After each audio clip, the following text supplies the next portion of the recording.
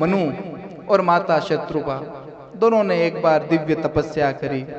तपस्या करके भगवान को प्रकट करा और ऐसी तपस्या करी द्वादशाक्षर मंत्र का जप करके कि ब्रह्मा विष्णु महेश अनेकों बार आए, लेकिन उन्होंने अपनी तपस्या को नहीं छोड़ा। और एक बार परब्रह्म परमात्मा सामने प्रकट हो गए। जैसे ही आंखें खोली सामने कोई नजर नहीं आया। मनु जी ने कहा कि भगवान, हम आपकी आवाज को तो सुन सकते हैं, लेकिन आप हमको नजर क्यों नहीं आ रहे? बोले हम क्या करें, हमारा तो भक्त जिस रूप में ध्यान करता है हम उस रूप में प्रकट हो जाते हैं, लेकिन आपने तो अपने तपस्या में किसी भी स्वरूप का ध्यान ही नहीं करा है, तो हम किस स्वरूप में प्रकट हों? तो प्रार्थना करी, जो स्वरूप बस शिव मन माही, जो स्वरूप भगवान शंकर के हृदय में बसता है उस स्वरूप से आप हमको दर्शन दीजिए।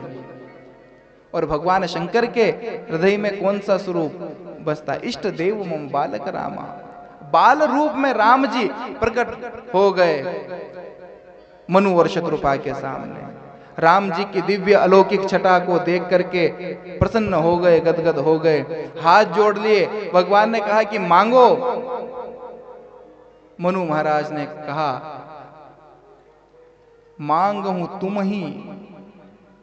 पहले तो कह दिया कि भगवान हम आपको ही पुत्र रूप में चाहते हैं, लेकिन मन में संकोच आ गया तो समान लगा दिया। मांगहूं तुम ही समान सुत।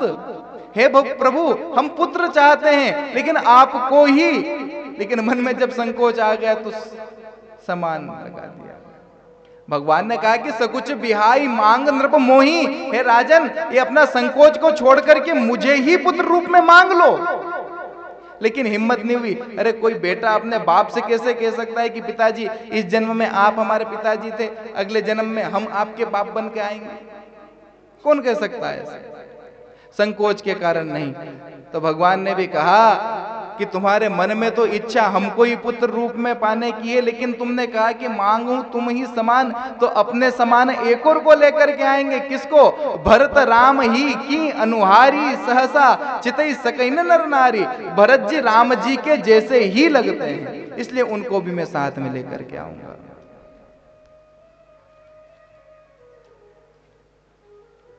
आशीर्वाद दिया। दशरथ जी ने कहा कि मैं तो आपको पुत्र रूप में ही चाहता हूं, ताकि इसलिए आपके ब्रह्म स्वरूप का मुझे बोध न हो।